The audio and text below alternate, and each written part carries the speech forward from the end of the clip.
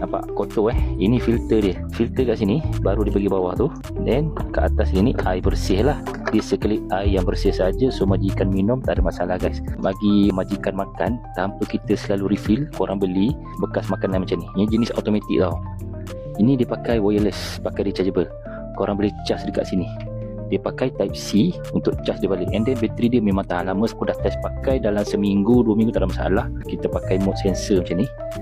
Ini untuk timer. Dia sekejap-sekejap dia akan on. Yang ni. Tapi aku suka pakai yang sensor ni. Kucing datang baru dia on air yang mengalir tu.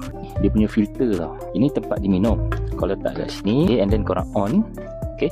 Pakai yang sensor pergerakan tu. Untuk seminggu aku tinggal tak ada masalah. Dia akan turun bila habis kat bawah ni. Kau tengok tu kalau kucing kau makan kan, nampak ada turun tu. Ada turun lah. So dia automatic juga guys. Jangan risau. Dia ada silica gel. So korang punya makanan tu sentiasa kering. Tak ada lembab-lembab, tak ada kulat apa semua lah. Aku sangat-sangat recommend. Aku pakai dalam sebulan 2 ni tak ada masalah. Memang effortless. Baik kuning guys. Bateri pun dah lama rechargeable. Makanan korang kena isi penuh. Tinggal je automatic guys.